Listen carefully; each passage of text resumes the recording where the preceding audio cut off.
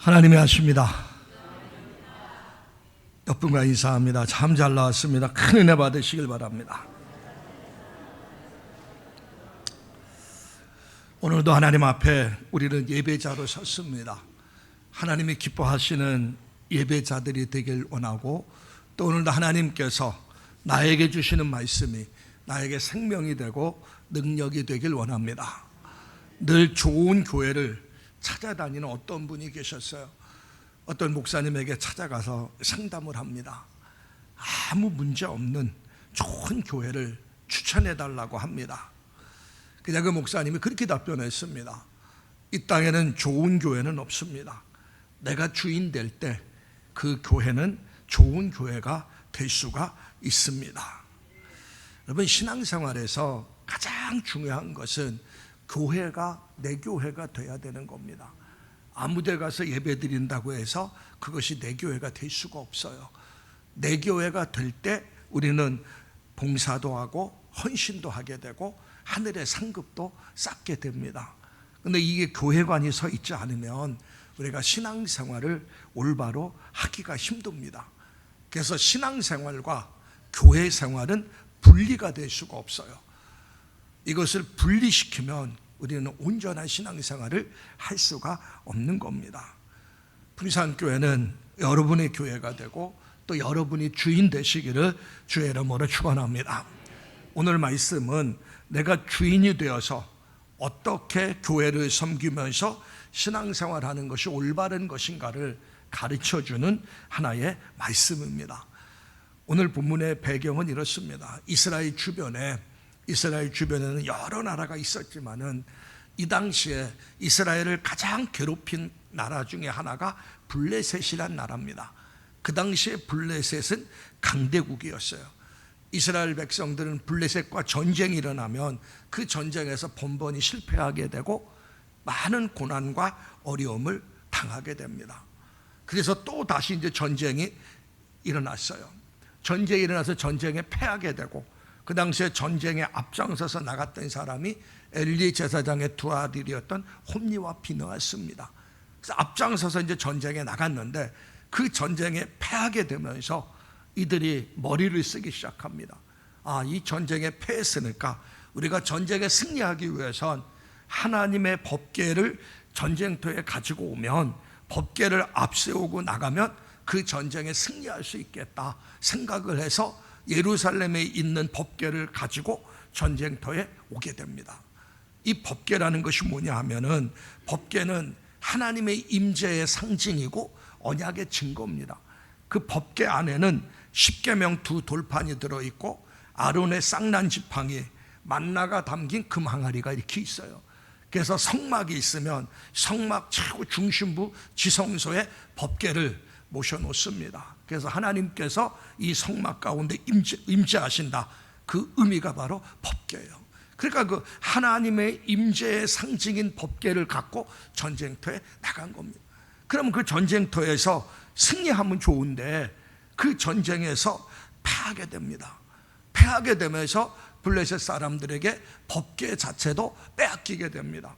사실 전쟁에 패할 수밖에 없는 것이, 왜 패할 수밖에 없냐면 그 당시에 이스라엘 백성들은 하나님을 섬기기보다는 우상을 섬겼어요. 하나님 말씀에 순종하기보다는 불순종의 길을 걸어갔습니다. 그러니까 그들이 전쟁에서 승리하기 위해선 하나님 말씀에 순종해야 돼요. 회개해야 됩니다. 하나님 올바로 섬기지 못하고 우상을 섬긴 거 회개하고 나가야 하나님이 도우시고 그 전쟁에서 승리할 수 있는데, 이들은 회개는 하지 않고 법궤만 가지고 나간 거예요. 사실 법궤만 가지고 나가서 전쟁에 승리할 수 있다는 그 발상 자체가 잘못된 것이죠. 그래서 법궤를 결국은 빼앗겨 버립니다. 자, 법궤를 빼앗은 블레셋 사람들은 기고만장한 거예요. 법궤를 빼앗았으니까, 이스라엘 백성들의 신인 하나님이 임재하는 법궤를 빼앗았으니까 블레셋 사람들은 기고만장해서 자기들이 섬기는 다곤 신전에, 다곤 신상 옆에 법궤를 갖다 놨어요. 그 당시에는 한 나라와 한 나라의 전쟁이 일어나면 전쟁이 이긴 쪽의 신이 전쟁의 진 쪽의 신보다 더 강하다, 더 위대하다고 생각합니다. 그래서 블레셋 사람들도 이스라엘 백성과 싸워 전쟁에서 승리하고 법궤를 빼앗아 왔으니까 자기들이 섬기는 다곤 신이 이스라엘 백성들이 섬기는 하나님보다 더 강하다, 그렇게 생각하고 그 법궤를 자기들의 신전에 갖다 놓은 거예요. 자, 다곤 신전에 갖다 놨는데 그 다음날 아침에 가서 보니까 이 다곤 신상이 엎어져서 목뼈가 부러지고 허리가 잘라지고 팔다리가 부러져서 박살나 있었던 거예요. 누가 침입한 흔적이 없는데 다곤 신상이 엉망이 돼버린 겁니다. 법궤를 갖다 놓은 그 다음날 보니까는. 그리고 법궤가 있었던 아스돗이란 그 마을에는 독종이 벌기, 독한 종기가 번져나기 시작하면서 그 땅에 있는 여러 사람들이 죽게 됩니다. 블레셋 사람들이 그 상황을 딱 보면서 그 아스돗이란 지역에서 다른 지역으로 급히 법궤를 옮기게 됩니다. 그 지역이 바로 가드라는 지역이에요. 우리가 읽은 오늘 본문 앞부분에 5장 9절에 보면 나옵니다. 가드란 지역으로 법궤를 옮겨요.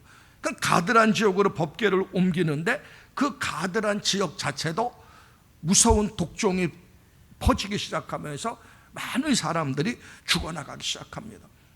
두려움에 쌓인 블레셋 사람들은 다시 그 법궤를 에그론이란 지역으로 옮기게 됩니다. 근데 에그론이란 지역도 똑같이 무서운 재앙이 에그론 지역에 임하게 돼요.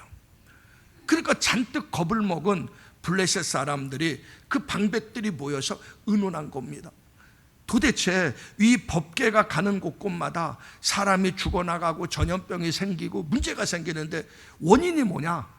그러면서 그들이 의논하면서 이것이 정말 이스라엘 백성들이 섬기는 하나님이 우리에게 내리신 재앙인가, 아니면 우연인가, 이것을 알기 위해서 이들이 한 가지 방법을 택하게 됩니다.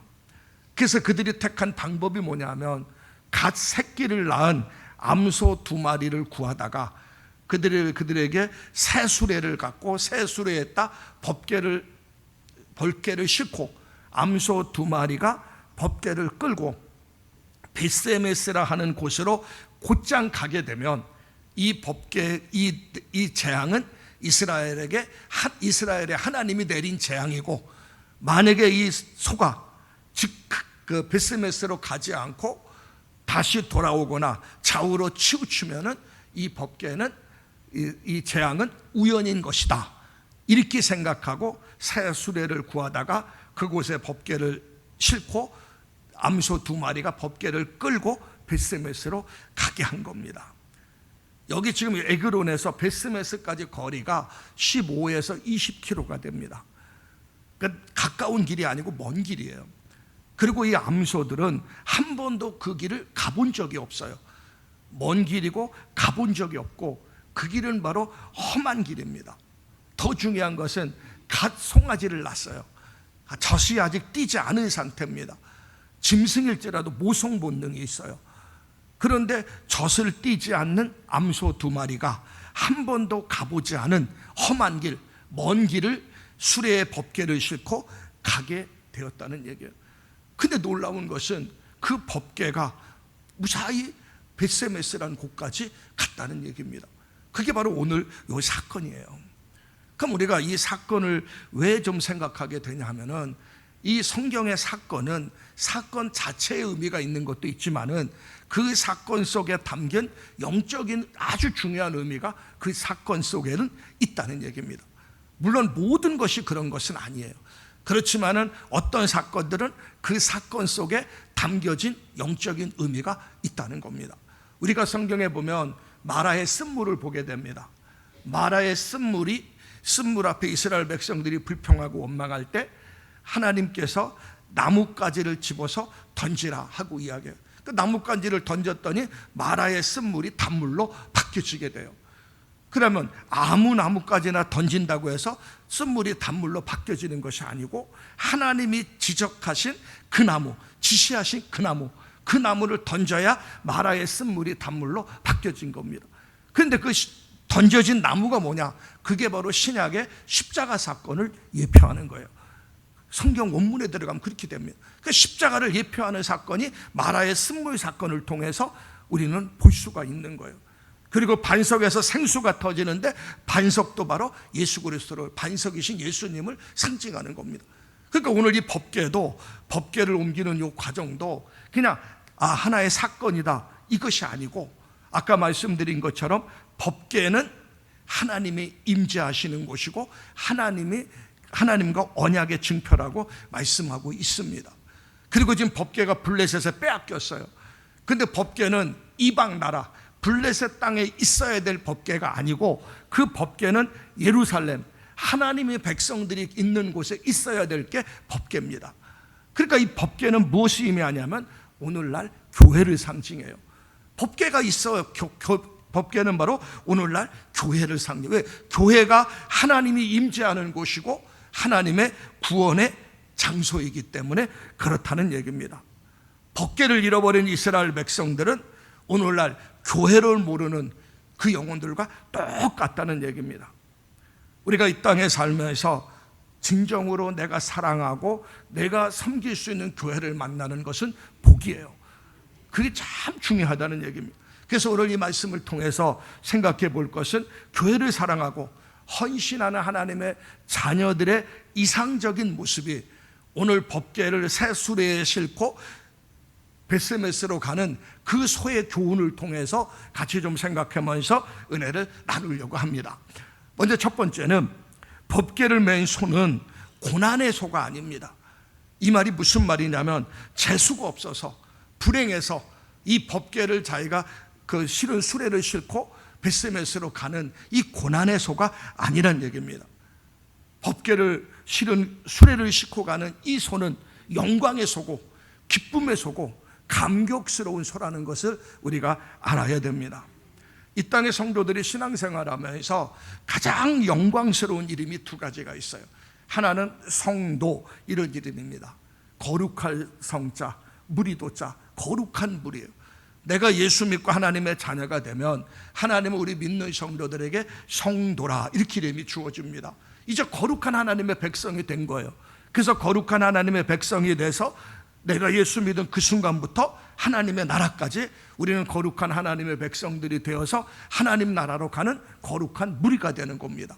그러니까 성도란 이름 자체가 너무나 영광스럽고 놀라운 이름이에요. 그러니까 우리는 거룩한 성도라는 것을 우리는 꼭 기억해야 됩니다. 자, 그리고 또 하나 의미가 있어요. 교회를 섬기는 사람들에게 교회에서 신앙생활하다 보면 직분을 받게 됩니다. 이 직분이라는 것은 아무에게나 붙여주는 형식적인 이름이 아니에요. 성경에 보면은 그 마가복음 10장 43절에 보면 누구든지 크고자 하는 자는 섬기는 자가 되라 이 말씀이 나오면, 누구든지 크고자 하는 자는 섬기는 자가 되라. 여기 섬기는 자라 하는 이 말은 헬라어입니다. 헬라어인데 디아코스란 뜻이에요. 이게 뭐냐면 집사란 뜻입니다. 집사. 누구든지 천국에서 크고자 하는 자는 교회의 사역을 감당하는, 교회에서 섬기는, 교회를 메고 가는 집사가 되라 이 표현입니다. 그러니까 우리가 직분이라는 것은, 그래서 집사의 직분을 잘 감당할 때 디모데전서 3장 15절 12절에 보면 아름다운 지위를 얻을 것이고 그리고 믿음의 큰 담력을 얻는다 이렇게 성경은 이야기하고 있습니다. 우리가 구원은 값없이 받았어요. 내가 구원받기 위해서 내가 한 것이 아무것도 없습니다. 하나님과 우리와의 관계가 원수 관계였을 때, 죄인 되었을 때 예수님이 우리 죄를 위해 십자가에 대속제물로 죽으셔서 우리의 죄값을 다 치르심으로 우리는 그 예수를 믿기만 하면 다 구원받은 겁니다. 구원은 값없이 주신 하나님의 선물입니다. 자, 그런데 중요한 것은 구원받은 이후에 우리는 하나님 나라에 가서 상급 심판이 우리 앞에 있다는 얘기입니다. 이것은 뭐냐면 구원받은 이후에 우리의 신앙의 삶에 대한 평가입니다. 우리가 어떻게 하나님의 나라를 위해, 하나님 나라를 위해 섬겼는가? 우리가 어떻게 하나님의 교회를 섬기며 신앙생활을 했는가? 우리가 어떻게 삶을 살면서 나만을 위해 살지 않고 내 주위에 있는 많은 영혼들, 이웃들을 돌보며 그들에게 얼마나 선을 행하면서 삶을 살았는가? 우리 행위에 대한 하나님의 판단이 있다는 얘기입니다. 그래서 그 행위에 대한 판단대로 하나님께서 우리에게 상급을 주시는데, 그 상급이 바로 면류관의 상급입니다. 그러니까 우리는 그 상급을 바라보면서 이 땅에 하나님이 나에게 섬기는 직분 주셨으니까, 하나님의 교회를 위해서, 하나님 나라를 위해서 섬기며 삶을 살 수 있도록 하나님이 귀한 직분을 주셨으니까는 우리는 그것을 기쁨과 감사와 영광스럽게 감당해야 된다는 겁니다. 그 오늘 소도 마찬가지예요. 새 수레를 싣고 가는데, 새 수레의 법궤를 싣고 가는데 그게 불행한 것이 아니고 잘못된 것이 아니고, 지금 소가 뭘 싣고 가고 있습니까? 하나님의 법궤를 싣고 가고 있는 거예요. 얼마나 영광스러운 것이고 얼마나 축복입니까? 우리가 구원받은 성도가 이 땅에서 정말 하나님 나라를 위해 섬기고 헌신할 수 있다는 것이 축복이고 영광이라는 사실을 우리는 알아야 됩니다. 세상에 많은 소가 있지만 법궤를 맨 소는 존귀한 소고 영광스러운 소입니다. 세상에 많은 수레가 있지만 법궤를 실은 수레만큼 영광스러운 수레가 어디 있겠습니까?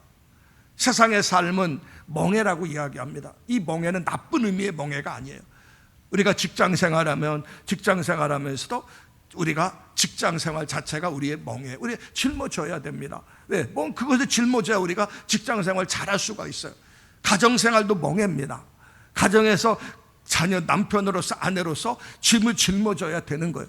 사회생활도 마찬가지고 어디서나 내가 짊어져야 가고 있는 것은 다 멍해다, 이렇게 보시면 됩니다. 그런데 가장 중요하고 가장 고귀하고 가장 영광스러운 멍해가 뭐냐? 바로 주님의 몸된 교회에 멍해를 메고 그 멍해를 짊어지고 가는 것이 가장 영광스럽고 가장 존귀하다는 사실을 우리가 알아야 됩니다. 그래서 시편 기자는 그렇게 이야기합니다. 악인의 장막에서 주인 노릇하는 것보다 하나님의 집에 문지기로 있는 것이 더 좋다, 이 고백을 해요. 그만큼 영광스럽다는 얘기고, 시편 기자의 신앙의 고백이요 간증이라는 얘기입니다. 그래서 바울을 로마서 11장 13절에 보면 이방인을 섬기는 나의 직분을 영광스럽게 여긴다, 그는 그렇게 고백합니다. 이방인을 섬기는 나의 직분을 나는 영광스럽게 여긴다. 그러니까 오늘 의미에서 법궤를 메고 가는 소는 고난의 소가 아니고 영광이요 축복이고 은혜라는 것을 알아야 되고, 우리가 이 땅에 살면서 하나님의 교회의 멍에를 지고 가는 그것이 바로 축복이고 영광이란 얘기입니다. 존 와나메이커라고 백화점 왕입니다. 미국의 백화점 왕 존 와나메이커인데, 그가 백화점 왕인 시절에 그 나라 대통령이 백화점 왕인 그에게 최신부 장관을 제의를 했어요. 근데 이 존 와나메이커는 거절했습니다. 일국의 대통령이 장관을 제의를 했는데 거절했어요. 거절한 이유가 뭐냐 하면은 자기는 주일학교 교사이기 때문에, 주일을 지키기 때문에 나는 그 최신부 장관을 할 수가 없다는 겁니다. 그래서 대통령은 이 사람이 꼭 필요한데 이 사람은 거절하는 거예요. 주일학교 교사의 직분을 하기 위해서 거절하는 거예요. 그러니까 대통령이 제안을 냈습니다. 그러면 당신은 주일날 강요회의, 무슨 일이 있어도 주일날은 안 와도 됩니다. 대신 주일은 충성하시고 평일날 이렇게 장관의 직분을 감당하십시오. 그 조건 하에 이분이 최신부 장관이 되었어요. 근데 그 얘기가 퍼지기 시작합니다. 어느 신문 기자가 찾아와서 이 와나메이커에게 그렇게 질문합니다. 미국의 최신부 장관이 교사 직분보다 못한 것입니까? 미국의 최신부 장관이 교회학교 교사보다 그렇게 못한 것입니까? 하면서 질문을 던졌어요. 그때 와나메이커는 그렇게 답변했습니다. 최신부 장관은 사람이 주는 것이지만 교회학교 교사는 하나님이 나에게 맡겨준 것입니다. 최신부 장관은 이 땅에 잠시뿐 하는 거지만 교회학교 교사는 영원히 하나님 나라까지 연결되는 직분입니다. 최신부 장관은 육적인 것이지만 이 하나님 교사는 영적인 것입니다 하면서 그 기자에게 답변을 했다고 합니다.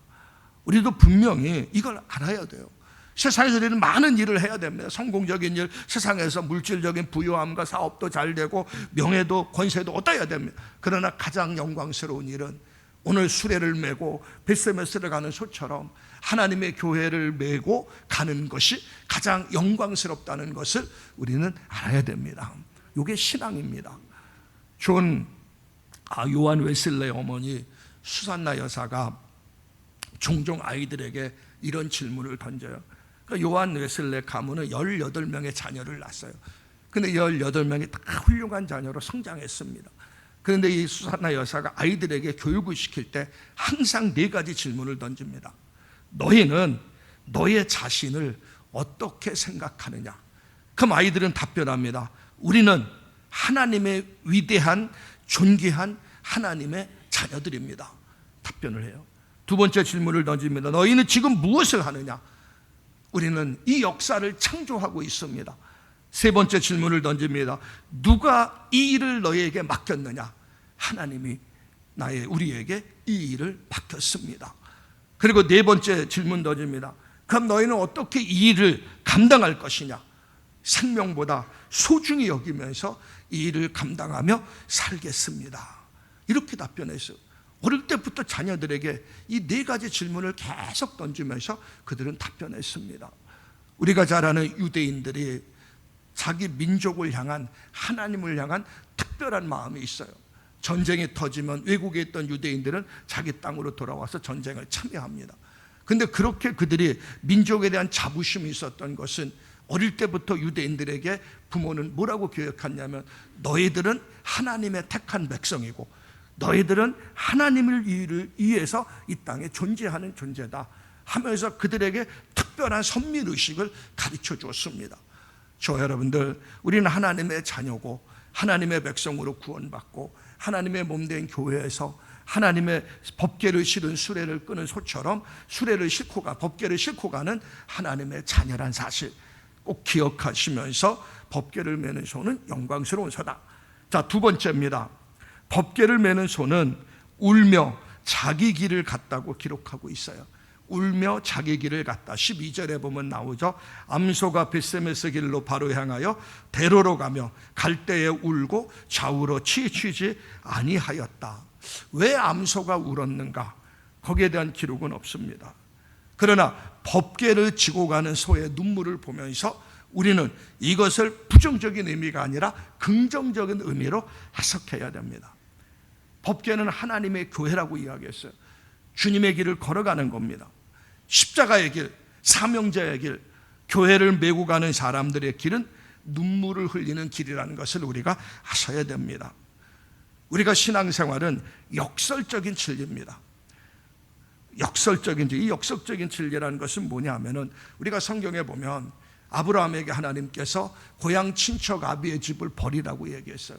떠나라고 이야기했습니다. 아브라함은 떠났습니다. 그리고 창세기 22장에 보면 독자 이삭을 모리아산의 제물로 바치라고 했어요. 아브라함은 바쳤습니다. 하나님은 모세에게 바로 공주의 아들 자리를 버리라고 이야기했어요. 모세는 과감하게 왕자의 지위를 버렸습니다. 우리가 잘 아는 베드로는 그물을 버리라고 요구했을 때 베드로는 과감히 그물을 버렸어요. 모든 것이 잃어버린 것 같습니다. 근데 성경에 분명히 이야기합니다. 왜 고향을 떠나서 외아들을 버린 아브라함에게 하나님께서 모든 민족의 조상이 되게 하셨고 하늘 보화를 그에게 주셨습니다. 우리가 잘 아는 모세 같은 경우 왕자의 지위를 버렸지만은 그는 이스라엘 민족의 지도자가 되었고 하늘 보좌가 그의 것이 되었습니다. 그물을 버리고 자기 직업을 버린 베드로에게 하나님께서는 사람 낚는 어부가 되게 하셨고 위대한 예수님의 수제자가 되어 주의 몸된 사역에 충성스러운 종으로 만들었습니다. 이것이 바로 역설적인 진리입니다. 내가 하나님의 교회를 위해 눈물을 흘릴 때 그 눈물은 아픔의 눈물이 아니고 기쁨의 눈물이 아니고 영광의 눈물이 되는 거예요. 오늘 여기 본문에서 보면 이 소가 눈물을 흘린다고 이야기합니다. 이 눈물 속에는 법궤를 맨 자는 뭐가 있어야 되냐면 감격으로 법궤를 메야 됩니다. 이 사실 소라는 것은 의미는 없어요. 그러나 영적인 의미가 그렇다는 겁니다. 봉사하지 않고는 견딜 수 없는 불같은 심정이 우리 속에 있어야 됩니다. 우리가 가끔 신앙생활하다 보면 직분이 무겁다고 느껴본 사람들이 있을 겁니다.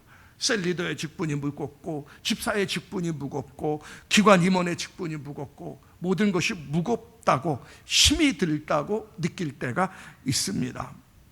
하나님께서 이 땅에 모든 동물들을 다 만들어 놨는데 하루는 새들이 찾아와서 하나님 앞에 불평을 하기 시작합니다.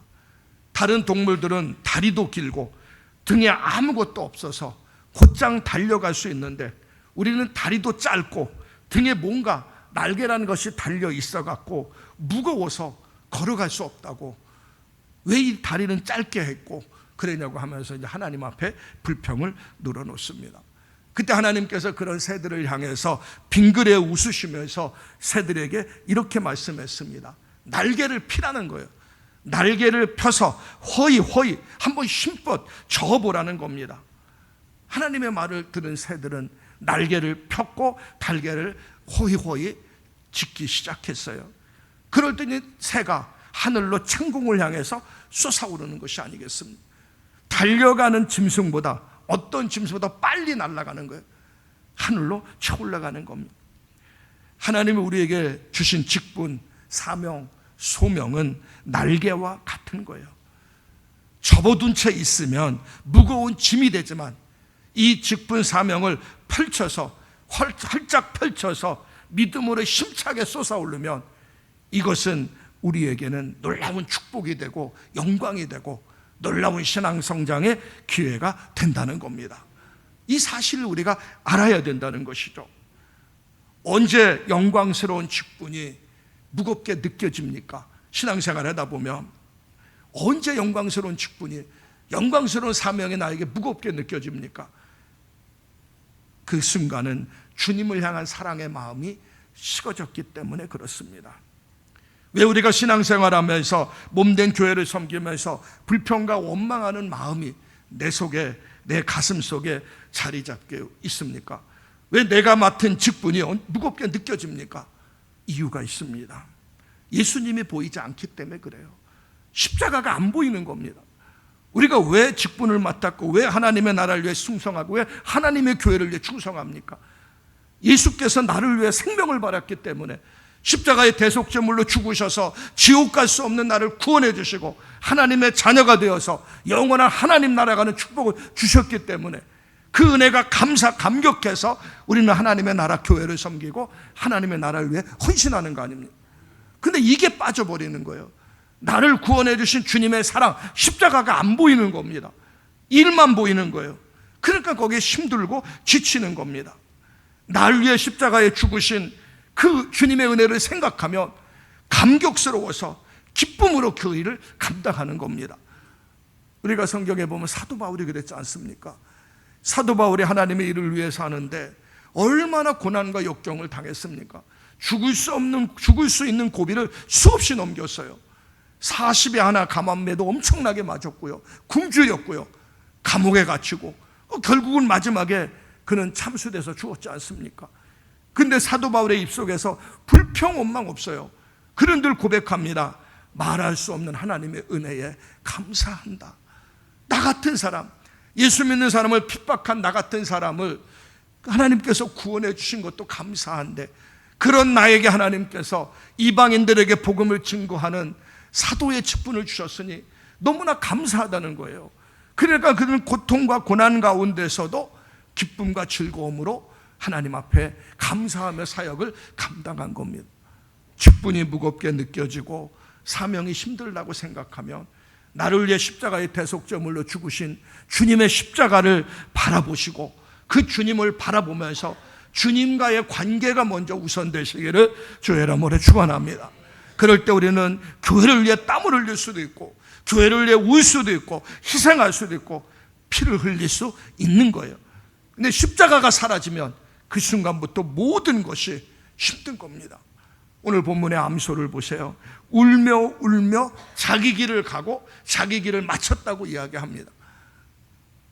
우리도 그러면서 마치고 나서 뭐가 됐습니까? 맨 마지막에 보면 종착역에 딱 도착하자, 베스메스로 도착하자, 베스메스에서 무슨 일 합니까? 이 암소를 잡아서 하나님 앞에 번제로 드려요. 마지막은 자기 생명까지도 다 바쳤습니다. 이게 바로 신앙생활입니다. 신앙생활은요, 우리가 이 땅에서 모든 걸 내려놓으면 하나님께서 하늘의 영광과 하늘의 축복을 하나님께서 우리에게 부어주시는 거예요. 살아도 주를 위해 죽고 살고 죽어도 주를 위해 죽나니 사나 죽으나 주의 것이로다. 우리 찬송의 고백 너무나 많이 알고 있지 않습니까? 그러므로 저와 여러분들 삶을 살아가면서 힘들고 어려울 때 주님의 십자가를 바라보시기를 주의 이름으로 축원합니다. 그리고 일을 할 때마다 왜 불평이 생기는지 아세요? 내일이 아니기 때문에 그래요. 내일이 아니기 때문에. 내일은 대가를 바라지 않습니다. 내일은 칭찬을 기대하지 않습니다. 내일은 오직 감사할 뿐입니다. 근데 일꾼은 대가를 바라요. 칭찬을 바라고 인정을 바랍니다. 손님은 불평합니다. 주인은 불평할 수가 없어요. 우리가 하나님 나라의 진정한 주인공이 되면, 한 사람 한 사람의 몸된 교회의 주인이 되면 우리는 늘 감사할 수밖에 없어요. 어떻게 하면 내 교회를 세워나갈까? 어떻게 하면 내 교회를 위해서 더욱더 헌신하고 희생할까? 이게 되면서 진짜 신앙생활이 되는 겁니다. 오늘 말씀 기억하시면서 신앙생활 할 때마다 정말 오늘 말씀대로 불평 대신에 감사하고 원망 대신에 눈물을 흘리고 감격함으로 봉사하면서 하나님 나라의 수레를 짊어가시기를 주의 이름으로 축원합니다. 이제 세 번째입니다. 법궤를 메고 가는 길은 두 마리 암소가 함께 가는 길이었어요. 수레를 끌고 가는 소는 두 마리입니다. 두 마리면 다리가 8개예요. 8개의 다리가 발이 맞춰져야만 됩니다. 만약에 그 발 중에서 4개가 따로따로 놀면 이 수레는 정상적으로 베스메스에 갈 수가 없어요. 그러니까 이 8개가 발이 착착 맞아져야 됩니다. 이게 바로 교회입니다. 교회는 다양한 사람들이 있지만은 다양한 사람들이 예수 그리스도를 주님으로 모시고 성령 안에 하나 되면서 섬겨 나가는 거예요. 앞선 소는 뒤에 있는 소를 책망할 필요도 없고, 뒤에서 가는 소는 저 사람만, 저 소만 앞에 간다고 불평할 필요 없어요. 연약하면 연약한 대로, 부족하면 부족한 대로, 힘 있으면 힘 있은 대로 서로 도와주며 서로 섬기며 사랑하면서 함께 가는 공동체가 바로 교회입니다. 그러니까 교회는 서로 섬기면서 나가는 것이 바로 교회예요. 이런 건강한 교회, 건강한 공동체를 만들어 가시기를 주의 이름으로 축원합니다. 이제 마지막 네 번째입니다. 그렇다면 우리는 이 법궤를 어떻게 메고 갈까? 오늘 본문의 법궤는 소가 수레를 끌고 간다고 말씀했어요. 근데 이거는 상징이라고 말씀드렸습니다. 우리가 하나님의 교회란 법궤를, 우리는 하나님 나라까지 가야 되는데 하나님의 교회란 법궤를 어떻게 메고 갈까? 첫째는 하늘 법궤 실어나라는 수레는 기도입니다. 다른 거 없어요.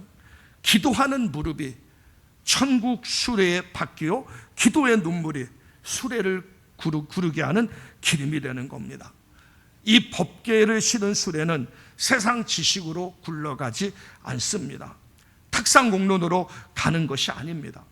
교회란 법궤는 기도의 수레에 실어서 하나님 나라까지 우리가 가야 됩니다.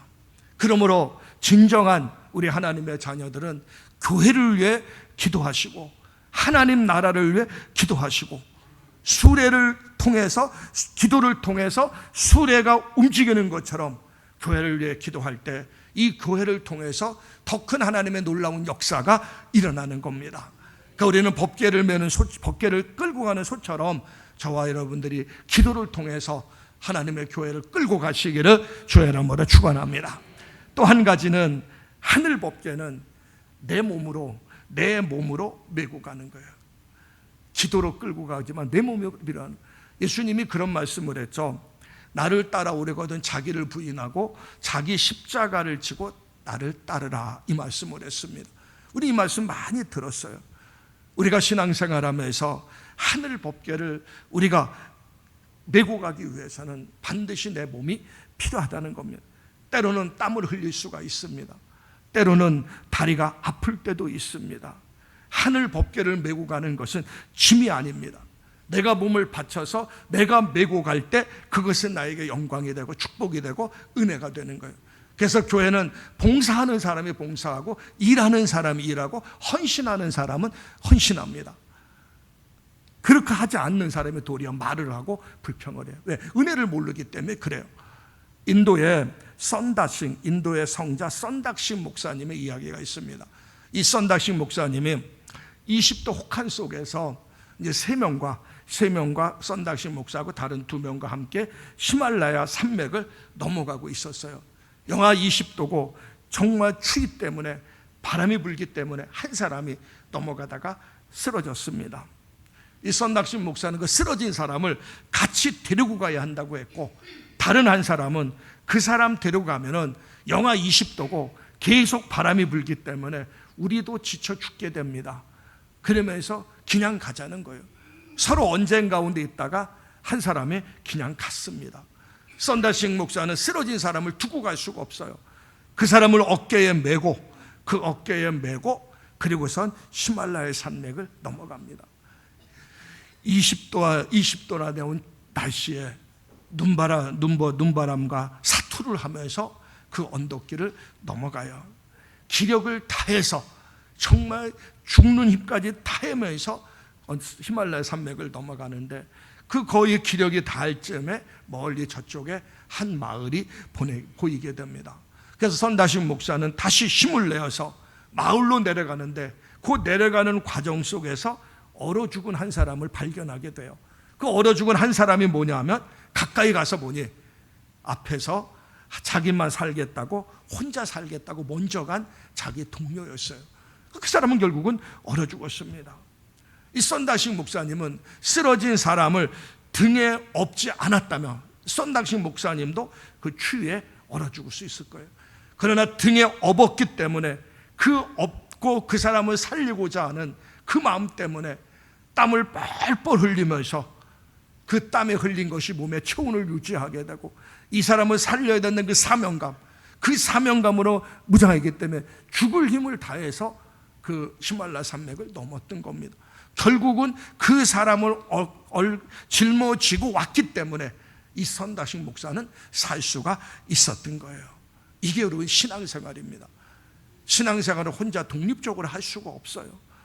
함께 메어갈 짐, 법계, 십자가를 지고 갈 때 그 과정 속에 힘들기도 하고 아프기도 하고 넘어질 때도 있지만, 그럴 때 신앙은 계속 도전받고 힘 얻어서 나갈 수 있지만, 혼자 하다 보면 그냥 넘어지면 그대로 낙오돼 버립니다. 우리가 지난주에 말씀이 이거였지 않습니까? 오늘이라 일컫는 동안에 피차 서로 권면하여 죄의 유혹으로부터 강팍해 됨을 면하라. 그 지난주의 말씀이 이겁니다.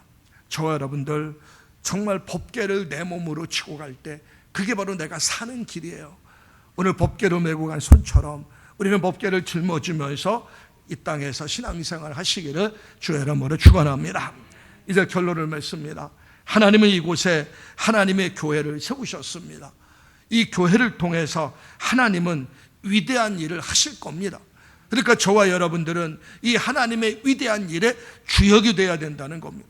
신앙생활 속에서 가장 중요한 것은 교회가 내 교회가 되어야 되는 것이, 단지 예배드릴 처소가 아니라 이 교회가 내 교회가 되고 내가 주인이 돼야 봉사할 수 있고 헌신할 수 있고, 그럴 때 우리는 하늘의 상급을 받을 수가 있는 겁니다. 한 성도가 주인이 되고 섬기고 헌신하며 그 세워가는 그 기쁨을 누려야 됩니다. 그러므로 저와 여러분들 오늘 법궤를 실은 수레를 끌고 가는 소처럼 충성스럽게 쓰임받는 기쁨의 감격을 누리면서 하나님 나라까지 전진해 나가시기를 주의 이름으로 축원합니다.